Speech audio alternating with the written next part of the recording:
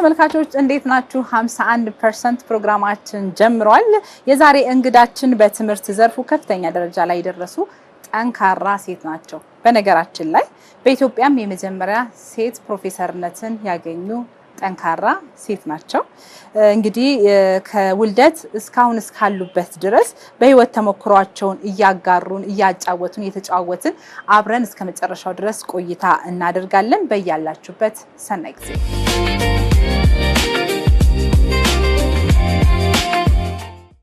ፕሮፌሰር በጣም ነው የማመሰግነው። 51% ፕሮግራማችን እንግዲህ ጠንካራ ሴቶችን የሚያበረታታ ወደፊት የሚያመጣ ለሌሎችም ደግሞ አርአያ የሆኑ ተምሳሌት የሆኑ ሴቶችን ወደፊት የሚያቀርብ ፕሮግራም ነውና እንግዳችን ስለሆኑ በድጋሚ ክብረት ይስጥልን። እሺ፣ አመሰግናለሁ። እሺ፣ እስኪ ለመጀመሪያ ያህል ወደ አሰላ አርሲ ወደ ትውልድ ቦታዎት ልሰዱትና እዛ ትውልድ እድገት ያለው ነገር ምን ይመስል ነበር የሚለውን ነገር ቢያጫውቱ። እሺ፣ የተወለድኩት አሰላ ከተማ ነው ከብዙ ዘመናት በፊት። እድገቴ ግን የሆነው አዲስ አበባ መጀመሪያ፣ ከዛ ቀጥሎ ወደ ደሴ በመሄድ ትምህርት የጀመርኩት እቴጌ መነን ትምህርት ቤት ደሴ ከተማ ነው። እዛ ጀመርኩኝ። ከዛ ደግሞ እንደገና ወደ ጎጃም ሄደን ነበር። ፍኖተ ሰላም ትንሽ ጊዜ ተቀምጠናል። ከዛ በኋላ የኔ እህት ወንድሞችም ስለተወለዱ በመጨረሻ ግን የአንደኛ ደረጃ ትምህርቴን የጨረስኩት አዲስ አበባ፣ በዛን ጊዜ አጠራሩ አስፋወሰን አንደኛ ደረጃ ትምህርት ቤት ነው። ከዛ በመቀጠል ሁለተኛ ደረጃ ትምህርቴን ደግሞ በዳግማዊ ምኒልክ ትምህርት ቤት ጨርሼ ከዛ ወደ ዩኒቨርሲቲ ለትምህርት ገባሁ። በከፍተኛ ውጤት በማጠናቀቅም ደግሞ ከንጉሠ ነገሥት ቀዳማዊ ኃይለ ሥላሴም ጭምር ሽልማት አግኝተዋል። እውነት ነው? አዎ እውነት ነው። እሺ 12ኛ ክፍልን ሳጠናቀቅ የዛን ጊዜ የነበሩት ንጉስ አጼ ኃይለ ሥላሴ ጎበዝ ተማሪዎችን የማበረታታት ሽልማት ይሰጡ ነበር እና እኔም እድለኛ ሆኜ በከፍተኛ ውጤት ስላለፍኩ የ12ኛ መልቀቂያ ፈተናን ወደ ቤተ መንግስት የሚኒልክ ቤተ መንግስትን ለመቅረብ ችያለሁ። ከሳቸው የወርቅ ቅብ ብዕር እና የአጼ ሚኒልክ ታሪክ መጽሐፍ አስታውሳለሁ። እሱ ተሰጥቶኝ ያው እንደ ህልም ነው አሁን ሳስበው ረጅም ጊዜ ስለሆነ፣ ግን እዛ እሳቸውን ጋር በመቅረቤ ያ ስሜት እስካሁን አለና ሳስበው ደስ ይለኛል። ትምህርት ላይ ያለው የተለየ ስሜት ከየት መጣ? ከልጅነቴ ጀምሮ ከሰው ጋር መገናኘት መጫወት ስለምወድ ትምህርት ቤት ስሄድ ጓደኞችን ስለማገኝ፣ ከዛ በላይ ደግሞ መምህራኖቻችን ሲያስተምሩን የሚነግሩ ነገር ሁሉ በቃ መቀበል እንዳለብኝ አምኜ ነበር መሰለኝ። ለማወቅ ጉጉት ነበር፣ ያስደስተኛል። በቃ ጥሩ ስሜት ነው የሚሰጠኝ እንጂ ከትምህርት ቤት በማይኖር ጊዜ ሲዘጋ ቶሎ በተከፈተ ነው የምለው። ማወቅን ምንድነው የሚለውን ነገር ይሄ ምንድነው በእንግሊዝኛ ኪዩሪዮሲቲ የሚሉት ነገር ሁልጊዜ አለኝ ከልጅነቴ ጀምሮ። ያም ረድቶኛል ብዬ አስባለሁ። በተለይ እቤት ውስጥ ሴቶች ጫና ይበዛባቸዋል አይደለ? ያ ነገር አልነበረም እርሶ ጋር በልጅነት? አዎ፣ ምንድነው የሚያግዙ ሰዎች በአካባቢ አሉ፣ ግን ያው መስራት እንዳለብን ማወቅ እንዳለብን እናታችን ትነግረናች፣ ሙከራ እናደርጋለን፣ የባልትናውንም ነገር ማለት ነው። ግን እኔ የማመሰግናቸው እነሱን እኔ ትምህርት ከሌላውም ለመሸሽ መጽሐፍ ነው የሚይዘው፣ ለማንበብ ፈተና አለ፣ ትምህርት ነው። ስለዚህ ትምህርታችሁ ላይ አተኩሩ ነው የምትለው እናታችንም ነበረ እና እንጂ አይ እሱን ቁጭ አድርገሽ ይሄን አድርጌ አንባልም ከእህቶችም ከወንድሞችም ጋር። ስለዚህ ያም በጣም ረድቷል እና ባደኩበት ትምህርት እስከጨረስኩ ድረስ ለኔ ትምህርት እኔ ለማሳየው ደግሞ ጥሩ ውጤትም እነሱ ደጋፊዎች ስለነበሩ የነሱ ድጋፍም ትልቅ ነገር ነበር፣ ትልቅ አስተዋጽኦ አለው ብዬ አስባለሁ። እስቲ ወደ ዩኒቨርሲቲ ደግሞ እንምጣ። በምን ሁኔታ ነው ዩኒቨርሲቲ የገቡት? የነበረው ነገር ምን ይመስላል? ውጤት ሊሆን ይችላል። በተለይ ደግሞ ሳይንሱ ላይ ነበረ ቀጥታና የተለየ አርአያ የሚያደርጉት ሰው አለ የሚለውን ነገር ይሄን ጠቅላላ ያድርግ ያንሱልኝ እስኪ። ምናልባት ከ7 ከ8 ዓመት ትምህርት ክፍል ጀምሮ ይመስለኛል ወደ ሳይንስ ነው ማደላው። በጣም ስለማደላ በዛ ምክንያት የ12ኛ ክፍል መልቀቂያ ፈተና በጥሩ ውጤት ስላለፍኩኝ ምርጫ የዛን ጊዜ ለመምረጥ በፈለግነው ለመግባት ብዙም ችግር አልነበረና ወደ ተፈጥሮ ሳይንስ ኮሌጅ መርጬ ገባው። የዛን ጊዜ በተፈጥሮ ሳይንስ በስነ ህይወት ወይም ባዮሎጂካል ሳይንስ ውስጥ ያው ማስተማሩን መመራመሩን ዕውቀቴን ማዳበሩን ቀጠልኩኝ። በዚህ ምክንያት ነው ወደ ሳይንስ የመጣሁት። ሳይንስን ደግሞ መርጦ ወደዛ ዲፓርትመንት መግባት በራሱ ስፔሻላይዝድ ለማድረግ መግባት በራሱ ትልቅ ኃላፊነት ይጠይቃልና ስሜቱ ምን ይመስል ነበረ? ትምህርቶቹ በጣም ይይዛሉ። ምክንያቱም ጠዋት ላይ መምህራኖቻችን ተገናኝተን ያው ያስተምሩና ክፍል እንገባለን። ከዛ ብዙ ጊዜ ከሰዓት በኋላ በቤተ ሙከራ ነው የምናሳልፈው እና በጣም ይይዛል እና ያደክማል። እንዴት እንደማያደክመኝ ትዝ ይለኛል። ምን ነበር እኔ ዛን ጊዜ የማስበው በቃ እዚህ ገብቻለሁ ሆይ ውጤቴ ጥሩ መሆናል የሚቻለኝን ማድረግ መስራት አለብኝ እና ደግሞ እኔ በቃ መጨረሻውን ጥሩ ነገር ለማግኘት ነው የምጥረው ሁልጊዜም። አዎ እና ከኔ የሚበልጥም ካል ከሱ እኩል ለመሆን ነው እንጂ ስችል ለምን አንሳለሁ የሚል ስሜት ስላለኝ የግምገማውን ራሱ ውጤት የማግኘቱ ቀላል አይደለም። እንዲያውም እኔ በአንዳንዶቹ የመጀመሪያውን ትልቁን ሌተር ግሬድ ኤ በቁጥር ወይ አንድ ሰው ነው የሚያገኘው ወይም አያገኝም። እና አንድ ማስታወሰው አንድ ኮርስ ላይ ፕሮፌሰር ላርገን እንግሊዛዊ ነው እሱ የሚያስተምረን ትምህርት በጣም ይበዛል። በጣም ጎበዝ ነው ሲያስተምር በጣም ይበዛል እና ኤ የሚባል ግሬድ አልሰጠም ሲባል ሰምቼ ነበርና ይሄንንማ እኔ ማግኘት አለብኝ በሚል ጥሪ ያለው ግን እሱን አላገኘውም። ቢያንስ የሁለተኛውን ግሬድ ቢ ከሁለት ሰዎች እንደዚህ ነው ያገኘነው እና በዛ ሁኔታ ነው እንግዲህ ጨርሰን የመጀመሪያ ዲግሪ ጨረስኩት።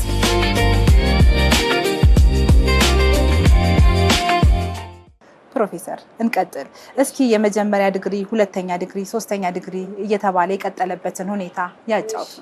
እሺ እንግዲህ ህይወቴን ባጭሩ አይደለም ፕሮግራሙ እንደ ዓላማ በከፍተኛ ውጤት ለጨረሱ ተማሪዎች ዩኒቨርሲቲው ረዳት ምሩቃንን መምህራን ይቀጥር ነበር። ስለዚህ ያን ድል በማግኘቴ እዛው ተቀጠርኩኝ። ረዳት ምሩቅ ሆኜ እንደ ግራጁዌት አሲስታንት ሆኜ ከሌሎች ባልደረቦች ጋር ተቀጠር። ወዲያው ደግሞ እንደ ተቀጠርኩኝ በአመት ውስጥ የሁለተኛ ዲግሪ ፕሮግራም ለመጀመሪያ ጊዜ በአገሪቱ ተከፈተ። የማስተርስ ዲግሪ በተወሰኑ የትምህርት መስኮች አንዱ የተከፈተው የትምህርት መስክ ባዮሎጂ ነበር፣ ስነ ህይወት እና እዛ ውስጥም አንድ አመት ከሰራው በኋላ የመጀመሪያው የማስተርስ ፕሮግራም ውስጥ ተማሪ ሆንኩኝ ከሌሎች ጋር። እንዳጋጣሚ እኔ አንድ ሴት ከዲፓርትመንት ከሌሎች ድርጅቶችም 6-7 በላይ አንሆንም ጀመርኩኝ እና ማስተርሱን ልክ ዲግሪ እንዳገኘው ግን አገባሁኝ። ትዳር ያስኩኝ። ስለዚህ ትዳር እንደያዝኩኝ የማስተርስ ፕሮግራም ጀመርኩ። የማስተርስ ፕሮግራም የ2 አመት ፕሮግራም ነበረ። የዛኔ 2 ልጆች ተወልደው ነበር። አዎ ተወልደው በሁለተኛ ዲግሪ ነው የመጀመሪያ ሁለተኛ ዲግሪ በኋላ የሁለተኛ ዲግሪውን ከመጨረሴ በፊት የመጀመሪያ ልጄን ወለድኩ ሴቷን። ከጨረስኩ በኋላ ደግሞ ከ3 አመት በኋላ ደግሞ ወንዱ ልጅ ሁለት ናቸው ያሉ ልጆች። ያው ለማስተማር በቂ እውቀት ያስፈልጋል። በጊዜው ደግሞ ከፍተኛ ትምህርት እስከ ማስተርስ ነው የተከፈተው። ለኛ ለመምህራን ለከፍተኛ ትምህርት ተቋም መምህር ለመሆን መመራመር፣ እውቀትን ማስፋት ደግሞ ስፔሻላይዝ ማድረግም ይፈልጋል። ምርምርም ጀመርኩ። እንዲያውም የመጀመሪያ የሁለተኛ ዲግሪ የምርምሩን ውጤት በከፍተኛ የሳይንስ መጽሔት ከአስተማሪ ጋር አሳትመናል። ለታዳጊ ሀገሮች የሶስተኛ ዲግሪ በማስተማር በከፍተኛ ትምህርት አስተዋጽኦ ያደረገ መንግስት ነው የጀርመን አካዳሚክ ኤክስቼንጅ ሰርቪስ ይባላል። እና የዛን ድል አግኝቼ ነው ወደ ጀርመን ሄጄ የጀርመን ቋንቋም ተምሬ ለስኮላርሺፑ ግዴታ ነበረ። እዛ ሄጄ ዩኒቨርሲቲ ኦፍ ሃይደልበርግ ዛን ጊዜ ምዕራብ ጀርመን በሚባለው ጊዜ ነው ሄድኩት። በፈረንጆቹ በ1988 ሄጄ በ1992 ወይ በ1983 ነው በኢትዮጵያ አቆጣጠር ወደ ኢትዮጵያ የተመለስኩት። እዛ የነበረውን አጠቃላይ ነገር እስቲ ያጋሩን። በተለይ ደግሞ እንደ ሴትም እንደ ጥቁርም እንደ ኢትዮጵያዊም ደግሞ ለየት ማለት ይኖራልና የተለየ ገጠመኝም ካለ የነበረውን ነገር እስቲ። እሺ ዝርዝሩ ብዙ ነው ግን አንዳንዱን አለፋለፍ ያስታውሳለሁ። መጀመሪያ ከቋንቋው ትምህርት ልጀምር እና ልክ ስኮላርሺፑን እንዳገኘሁኝ መጀመሪያ ወደ ለ6 ወር የጀርመን ቋንቋ ትምህርት ነው የሚልኩት እና የሄድኩት ለትምህርት ማንሃይም የምትባል ከተማ ከፍራንክፈርት የ1 ሰዓት የባቡር መንገድ እዛ ነው የሄድኩት እና እዛ ቋንቋ ስንማር ከተለያየ ለዚሁ ለጀርመን አካዳሚክ ኤክስቼንጅ ሰርቪስ ስኮላርሺፕ ለሰጣቸው ከየቦታው ለመጡ አንድ ላይ ነው። ከተለያየ ሀገር ነው። የተባበሩት መንግስታት ተወካዮች እንመስል ነበር። ከኢትዮጵያ እንዲያውም 3 ሰዎች ነበር የነበረው። ሴቶች ነበሩ? አይ ሴቶች የሉም። ከሌላ ሀገር ግን ሴቶች አሉ። እና እዛ 6 ወር ስንማር የባህልን የሰዎችን አስተሳሰብ አብሮ የመኖርንና ሀሳብ መቀየርን ተምሬበታለሁ። በጣም ነው ደስ የሚለኝ ሳስታውሰው። እና ግን አንዳንድ ጊዜ እዛ አብሮ ያሉ ረዳቶች ቴክኒካል ሰዎች አንቺ ምን ያደርግልሻል አገርሽ እንዳንቺ የተማረ ሰው አለ እንደሚል ነገር ደግሞ ቀጠር ያልጌ ደግሞ እኔ 2 ልጆች ወልጄ ነው የመጣው ስላቸው ይደነግጣል። እንዴት ምን ልታገኙ ነው ልጆች ተሸመጣሽ እንዲህ ሲሉ እኔ ለነገሩ ስመጣ በጣም ወስኜ ነው ይሄን ነገር ሳረግ ከብዶኛል። ግን ማረግ እንዳለብኝ ሰላምም እንደሚሆንልኝ ተስፋ ያደረኩ ነው። ልጆቼ ለባለቤቴ ለእናቴ ለቤተሰብ አካባቢ በመኖር በመታደሌ የሚንከባከብልኝ ሰው በማግኘቴ ያው ወስኜ ሄድኩት። ግን እሱ እንዲስኑ አንዳንዴ ደነግጥ ነበር። አሁን ምንድነው የምታገኙ ምን ያህል ሰው ነው እንዳንቺ ባንቺ ደረጃ የደረሰ ያለ በተለይ ሴት ይሉኛል። ያ ትንሽ ፈተና ነበረ። በዛ መልኩ ግን ያው እንደዛ በማድረጌ ውጤቱ ጥሩ ሆነ። እዚህ ለመድረስ ቻልኩኝ። ይቻላል ስሜቱ እንግዲህ አሸንፎ ትምህርቱ ተጠናቀቀ ማለት ነው። እንግዲህ ሙሉ ፕሮፌሰር መሆን ቀላል አይደለም። ብዙ ጥረት ይጠይቃል። በምን ሁኔታ ነው ሙሉ ፕሮፌሰርነትን ያገኙት የሚለው ነገር እናንሳ። ከጨረስኩ በኋላ መጣሁኝ። ከዛ ያው ወደ ስራዬን ተመለስኩኝ። አሁን እንግዲህ የ3ኛ ዲግሪ ከተገኘ በኋላ በአዲስ አበባ ዩኒቨርሲቲ በከፍተኛ ትምህርት ተቋማት የአካዳሚክ ራንክ ይሰጣል። እሱ ተባባሪ ተረዳት ፕሮፌሰር ደረጃ አስታም ፕሮፌሰር ማድረግ ነው። ያው የፒኤችዲ ሪሰርች ውጤት እና ፒኤችዲ ዲግሪ ማግኘት ኳሊፋይ ያደርጋል። ስለዚህ ረዳት ፕሮፌሰር ሆንኩኝ። ከዛ በኋላ ምንድነው ማስተማር አለብኝ። ሌላም ደግሞ የሚሰጠኝን የኮሚቴ ስራ እሰራለሁ፣ ተማሪዎችን ማማከር እና ከዛ ምንድነው ያደረኩት እንግዲህ አሁን ዝም ብዬ ቁጭ ምርምር ማካሄድ አለብኝ በሚል ምርምር የምሰራውን ምርምር ዘርፍ ምንድነው በሚል አሰብኩና በሁለት የምርምር ዘርፍ የምርምር ንድፈ ሐሳብ ወይም ሪሰርች ፕሮፖዛል ማዘጋጀት ጀመርኩኝ።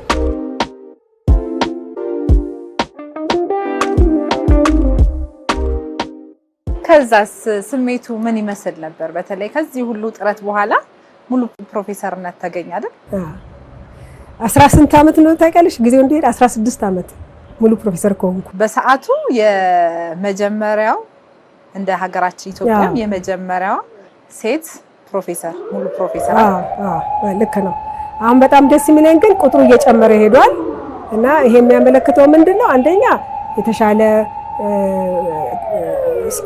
መስራት የሚችሉ ሴቶች እንዳሉ ያ ራሱ ለኔ በጣም ነው የሚያስደስተኝ። ሁሉ ጊዜ ስናገር መቶ ለምን ይሄ አንድ የመጀመሪያ አትበሉኝ ባካችሁ በቃ እና በጣም እየመጡ ነው ወጣቶች ሙሉ ፕሮፌሰር እየሆኑ ነው። ጎበዝ ተመራማሪዎች ሴቶች እየመጡ ነውና ሌሎችም እንዲሆኑ መትጋት አለብን እኛ ቀደም ያልላለሁ። ግን ስሜቱ ምንድነው?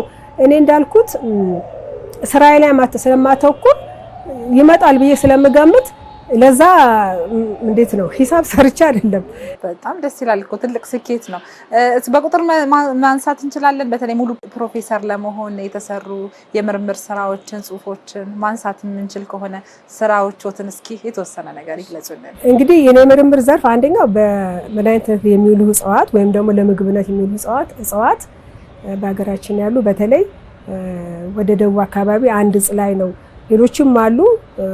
ብዙ ስራ የሰራሁት ከተማሪዎች ጋራ ከተባባሪ ተመራማሪዎች ጋርም እና ይሄ እጽ አሁን በብዛት ገበያ ላይም ይገኛል። ይሄ ሽፈራው ይሉታል ወይም ደግሞ ሞሪንጋ ስቴኖፔታላ እዛ ላይ ትንሽ አስተዋጽኦ ቢሆን ጠባር አድርገናል ላለሁኝ።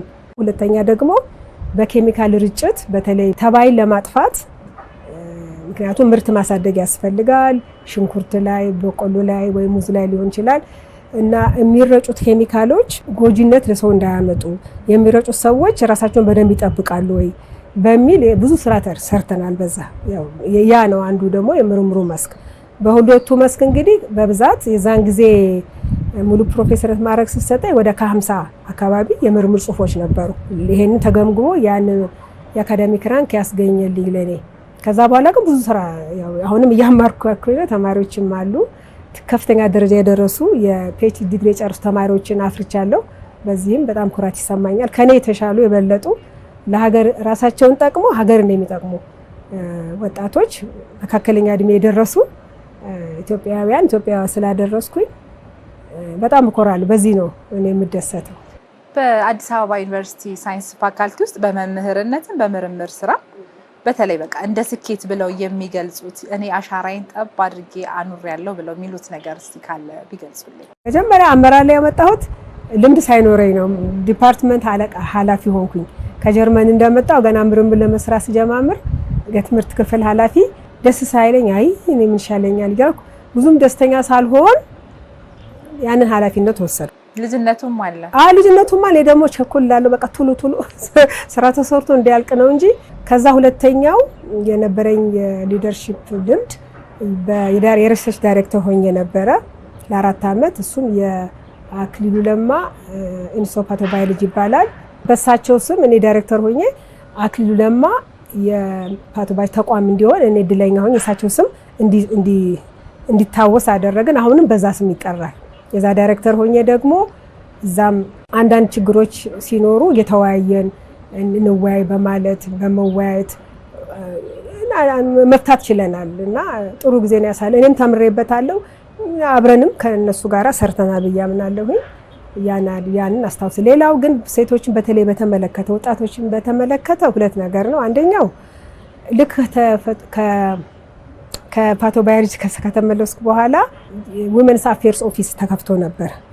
ኢምፓወር ማድረግ ሴቶች ተማሪዎችን ከወንዶችም ጋር ሲሆን ነው በሚል ጀንደር ኦፊስ ለ10 አመት አገለገልኩኝ እና ሳገለግል ግን ምንድነው የምናደርገው? ሴቶች ከየቦታው ይመጣሉ እና ሲመጡ ብዙ አይነት የባህሉ የሃይማኖቱ ያስተሳሰቡ አንድ ለመሆን ሁላችንም ግራ ይገባናል። በ17 16 18 አመት ያሉ ልጆች ስለ እነሱ መምከር እነሱ በራሳቸው እንዲተማመኑ የማድረጉን ስራ ከሌሎች ጋር ወንሰራን የሚደግፉም አካላት ነበሩ።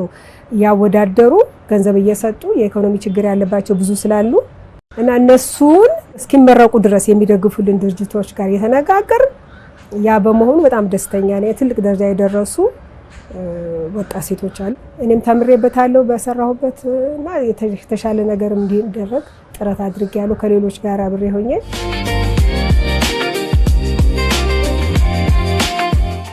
በሰሩት የአመራርነት የትምህርትና የምርምር ስራዎች በሀገር ውስጥም ሆነ በዓለም አቀፍ ደረጃ የተለያዩ እውቅና ሽልማቶች አግኝተዋል። እሱን ቢያነሱልኝ። መጀመሪያ ከቤት ነው የሚጀምረው ሁሉ ነገር አይደል? ከቤት ስል ከአዲስ አበባ ዩኒቨርሲቲ የሙሉ ፕሮፌሰር ማዕረግ ሳገኝ የወርቅ ሜዳል ሰጥተውኛል። እጅግ አመሰግናለሁ። ከዛ ቀጥሎ ግን ያው ምርምር ስናካሄድ አንዱ የምርምር ሽልማት የሚባለው ምርምር ሀሳብ ነድፈን ጽፈን ተወዳድረን ምርምር ስናገኝ ገንዘብ እናገኛለን።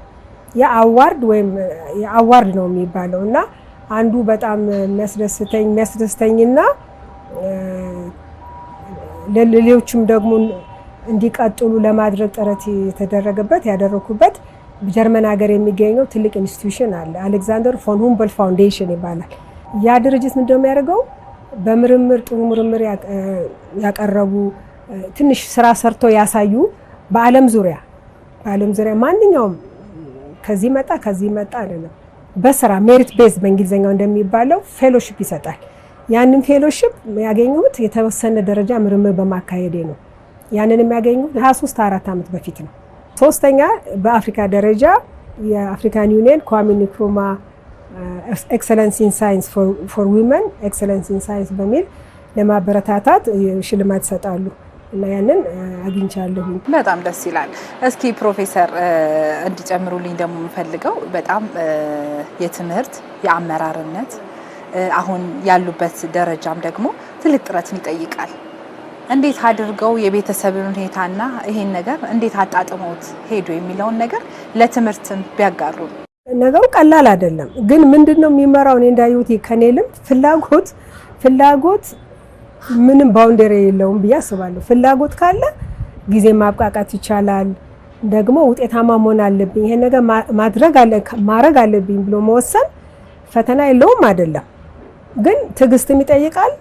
ተስፋ ሳይቆርጥ ያስፈልጋል። ምክንያቱም እኔ ለምሳሌ ምርምር ልጆቼን ትቼ ነው ኃላፊነት ትቼ ነው እና ለሌላው እኔ ጊዜን ማድረግ የሚገባ ሌሎች እንዲያደርጉ አድርጌ ስለዚህ ትንሽ ራሴን ወደድ አድርጌያለሁ ማለት ነው። ግን ምንድነው ማረገው እኔ በተቻለ መጠን በግልጽነት ነው ማለቴ ለምሳሌ ማህበራዊ ጉዳይ ኖሮ ካልተገኘው በቃ ይቅርታ አልቻልኩም አንቺ በቃ አንቺ ትምህርት አያልቅም አይነት ነገር እንደዛ ነው እስከዚህ እድሜ ድረስ ያሉ ይቀልዳል አንቺ መቼም ትምህርትሽ አያልቅ ያ ነገር ያው በቀን መንፈስ ስለሚሄድ ብዙም ይረዱኛል መሰለኝ እና ጊዜ ለማብቃቃት ጥራለሁና ሁሉ ጊዜ ከተማሪዎች ጋርም 24 ሰዓት ጊዜ የለኝም አትበሉ በቃ ቀንሱት አንዱን ቀንሳችሁ ወደ አንዱ አድርጉት እና እኔ ፈጠን የማለትም ተፈጥሮ ስላለኝ እንደማ አንድ አባባል አለኝ ሁሉ ጊዜ የምጠቅሰው ለራሴ የጠቀመኝ በቃ ቶሎ ጊዜ እንዴት እንደተረዳው አላውቅም life is too short even to be little የሚል proverb a kind of saying አንብቤ ነበር ከብዙ ዘመን በፊትና እንዴት እንደለካ በጣም ህይወት ስለዚህ በየጊዜው የምናረጋው ነገር መሞከር አለብን ሴትነቱ አለ ቤተሰብ ልጆች አሉት ዳር አለ ዘመድ አለ እሱን አጣጥሞ የሄዱበትን ሚስጥር ነው ማወቅ ፈለኩት ያው ሚስጥሩ እንግዲህ እንዳልኩሽ ያው በግልጽነት አንዳንዱንም እየተውኩ ነው መቼም ምንም ማድረግ አልችልም ግን ሞክር ያለሁኝ ያው ያላስደሰትኩትም ሰው ይኖር ይሆናል ልጆቹት ስለሱ ምንድነው የሚያስቡት በተለይ ከአሪያነት አንፃር ማለት ነው ያው እንተዋወቃለን ያለንን ጠባይ ሰዓት በማክበር ማን ነው የሚያከብር ማን ነው የሚዘገይ እንግዲህ ነው በቀላሉ ምሳሌ ብነግርሽ እና ደግሞ አንድ ነገር ማድረግ ከቻልኩ ደግሞ ያን ነገር ለማድረግ እንደምጥር ያውቃሉ እና ይመስለኛል እነሱም በህይወታቸው ጥሩ መስመር ላይ ነው ያሉት እና ወሰዱ ይመስለኛል ከጊዜ አጠቃቀም አንፃር ውሎትን ማወቅ ፈለኩ በተለይ በቃ ከጧት ጀምሮ ብዙ ቢሮ ያሳልፋሉ ኢቭን እዛ ጋደም ማለትም ሊኖር ይችላል መኪናውስ መብላትም እኔ ራሱ ሳገኙት መኪናውስ ቁርስ እየበሉ ነውና እሱን ማወቅ ፈለኩ በጣም የጊዜ አጠቃቀምን በጣም በደንብ እንደሚጠቀሙበት ያመላክታል የዕለት ተዕለት ስራዬ ምንድነው 11 ሰዓት እነሳለሁ ከ12 ሰዓት ከቤት ወጣለሁ አንድ ሰዓት ላይ ከአንድ ሰዓት በፊትም ገባለሁ ቢሮ ነው ቢሮ ገባለሁ ግን አንዳንድ ጊዜ ደግሞ ትንሽ ደግሞ እንቅስቃሴ ያደርጋለሁ ግቢው ውስጥ አለ እዛ ስፖርት ሳይንስ ጂም አለ በሳምንት 2 ቀንም አንድ ቀንም እንደዚህ ትንሽ እዛ ደግሞ 30 ደቂቃ እና ቢሮዬ ያው ሻይ ማፍሊያ አለኝ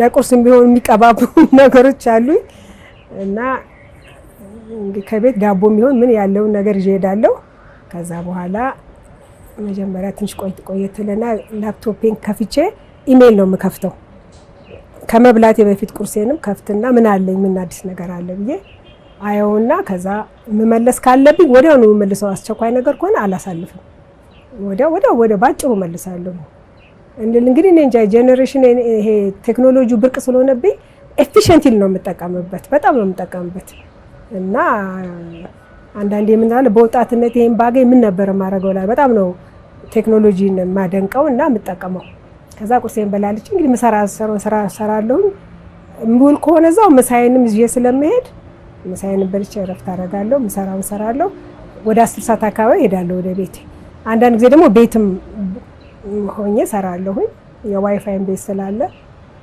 ሌላ ፕሮፌሽናል ኃላፊነት ያለብኝም ቦታ አለ ለምሳሌ አሁን ባሁኑ የኢትዮጵያ ሳይንስ አካዳሚ ምክትል ፕሬዝዳንት ነኝ ተቀዳሚ ምክትል ፕሬዝዳንት ነኝ የዛም ደግሞ ስራ ይኖራል የዛን ሰራለሁ በዛ መልኩ ነው እና ሌላ ፕሮግራም ካለኝም ቀድሜ ይዛለሁ በዛን ጊዜ ግን ሰዓት ማክበር በቃ ቀድሜ ነው እንጂ ወይ መዘግየቱን ከአቅሜ በላይ አልችልም በቃ የተፈጥሮዬ ሂደት መሰለኝ ለምንድን ነው ይሄን ምለው ልጅም ሆኜ ጓደኞቼ ጋር ቀድሜም ገኘው ነኝ በእኛ ዘመን ትምህርት ቤት ስንሄድ መጠራራት የሚባል ነበር እና መጀመሪያ ሄጄ በር ላይ መቆም ነኝ ገና እነሱ እኔ ሄጄ ቁርሴን በልቼ ስጠራቸው መጣን ይሉኛል በር ላይ ያቆሙኛል 10-15 ደቂቃ እና አድጎብኛል የጊዜን አጠቃቀም እንግዲህ በዚህ መልኩ ነው ቢሮስ ሁሉም ነገር አለ ማለት ነው ማብሰያም ወይም መጥቀባቡ መተኛም ጋደም ወንበር አለ ወንበር ላይ ጋደም ልል ይችላል አይታወቅም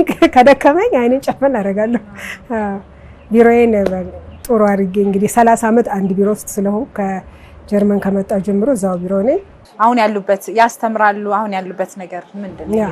አሁን ያው አስተምራለሁ በሁለተኛ ደረጃ በሶስተኛ ደረጃ ዲግሪ ያሉ ተማሪዎች አማክራለሁ። በተጨማሪ ደግሞ በአዲስ አበባ ዩኒቨርሲቲ በከፍተኛ ደረጃ ደግሞ አንዳንድ የኮሚቴ ስራ ሲሰጠኝ ከሌሎች ባልደረቦች ጋር ሰራለሁ። መልካም። የሚቆጨው ነገር አለ? በተለይ በትምህርት ዘርፉ እንደዚህ ቢሆን ኖሮ እኔ እኮ እዚህ ነበር መደርሰው ብለው የሚቆጭበት ነገር ካለ እሷ ብዙ አልቆጭም፣ ግን ምክንያቱም እንዳልኩት ብልህነትም ትንሽ አለ መሰለኝ ነገሮችን አካባቢ ያለኝ ግን በደንብ አያለሁ ግራና ቀኝ ብዬ ስለማይ ያለ ነገር ብዙ አመለጠኝ አለ። በኔ ትውልድ አካባቢ የነበረው ሞክሬያለሁኝ። ግን አሁን የምለው ምንድነው ቴክኖሎጂው ቀደም ብሎ መጥቶ ቢሆን ኖሮ የበለጠ ነገር ለመስራት ይችል ይሆን ወይ እልና ግን በቁጭት መልክ ሳይሆን አላመለጠኝም። አሁን በዚህ እድሜ በዚህ ባንጋፋ እድሜ ውስጥም ማግኘት ስለቻልኩኝና ደግሞ ፍላጎቱ ስላለኝ በጣም እንዴት ነው ደስተኛ ነኝ። እንዲያውም ምን አልኳቸው ሰሞኑን ማስተማራቸው ተማሪዎች አርቲፊሻል ኢንተለጀንስ አው ብዙ ይባላል አይደል? የእውቀት እንግዲህ እውቀት አርቲፊሻል ኢንተለጀንስ ሰው ከተጠቀመ ሰው በቃ ምን ያውቃል። እኔ ግን በመልካም ጎኑ ሳይው ምንድነው የአርቲፊሻል ኢንተለጀንስ ውጤቱ እኮ ከዚህ በፊት የተሰሩ ስራዎችን እናገኛለን ማለት ነው። ከድካም ይቀንስልናል። ነገር ግን አጠቃቀማችን ነው እና ተማሪዎችን ቢያቸው ቻት ጂፒቲን ተመልከቱ አትመልከቱ አላችሁ አትመልከቱ ብላ ተመለከቱ ነው እና እውነቱን ይዛችሁ ነው መሄድ ያለባችሁ። ግን ከዛ የምታገኙትን ነገር ወቆት ወደ ውስጣችሁ ከተቱት። ምክንያቱም እኔ 3 ሰዓት ይፈጅብኝ ነበር፣ እናንተ በ15 ደቂቃ ካገኛችሁ ማበረታታት አለብኝ። ግን ዕውቀታችሁን የምለካው እናንተን ፈተና ሰጣችኋለሁ፣ ያንን ነገር መልሳችሁልኛል በትክክል ተረድታችሁ እና መመዘኛውን መንገደኛ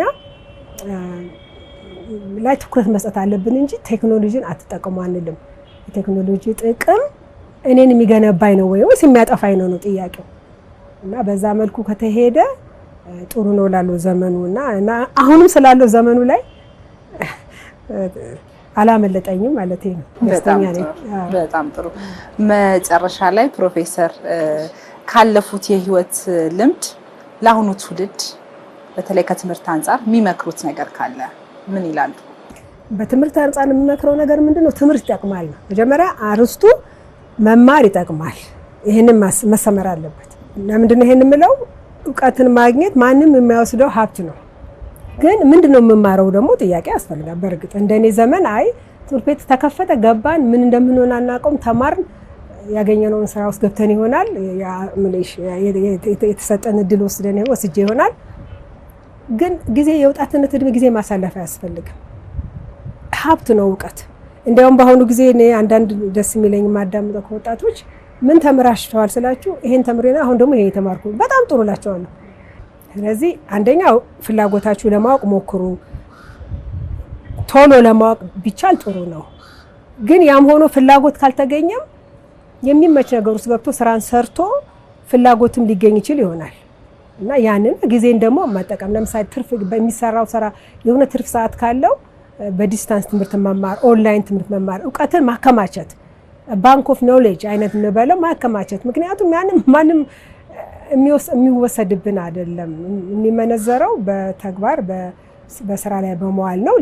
አንዱ ሙያ ለአንዱ የሚጠቅም ይችላል በሚል ነው መመክራቸው። ጊዜ መቼም እኔ በሄድኩበት ቦታ ሁሉ ጊዜ በቃ ጊዜ እኮ ወደፊት ነው የሚሄደው፣ ኋላ በሜሞሪ እና በትዝታ ነው የምናየው። ትዝታ አይደልሽ አንቺ? አዎ ነው። በዛ ነው የምናየው እንጂ እንዲህ በአካል አናየው። እንማርበታለን፣ ካለፈው ጥሩ ነው ወደፊት ይዘን እንሄዳለን። በዚህ መልኩ እና ደግሞ ተስፋ አትቁረጡ። በቃ ይሄ ነገር አልሆነልኝም አትበሉ፣ ጀምሩ ሌላ ነገር ጊዜ ሳያልፍ ነው የምለው። በጣም ነው የማመሰግነው ፕሮፌሰር ያለምፀሐይ እዚህ ድረስ መጥተው ሀሳቦትን ስላጋሩን ልምዶትን ስላጋሩን ክብረት ይስጥልኝ። እኔም አመሰግናለሁ። ተመልካቾቻችን በሀገራችን የመጀመሪያ ሴት ፕሮፌሰር ከሆኑት ፕሮፌሰር ያለምፀሐይ መኮንን ጋር የነበረን ቆይታ የተከታተላችሁትን ይመስል ነበር። በያላችሁበት ሰናይ ጊዜ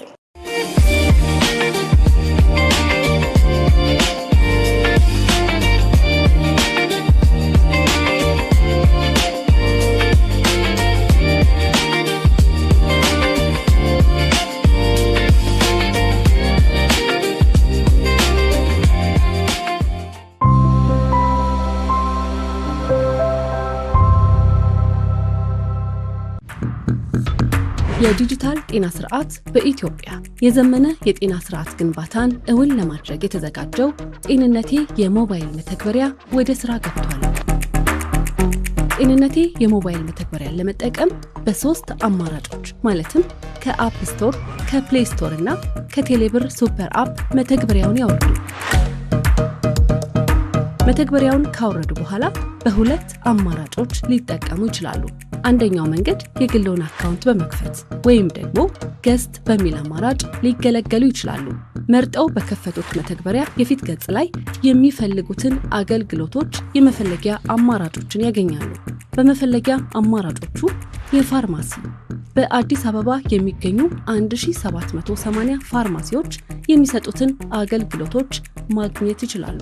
የሆስፒታል በተጨማሪም የአምቡላንስ ጥሪ ሊያደርጉ የሚችሉባቸውን አማራጮች ያገኛሉ። መተግበሪያው እርስዎ ያሉበትን ስፍራ በራሱ በመፈለግና በማወቅ በአቅራቢያዎት የሚገኙ የአገልግሎት አማራጮችን ያቀርብልዎታል። በመተግበሪያው በጤናዎት ዙሪያ ተጨማሪ መረጃዎችን ለማግኘት ደግሞ 952 ብለው ይደውሉ። አገልግሎቶቹ ለጊዜው እየተሰጡ ያሉት በአዲስ አበባ ብቻ ነው።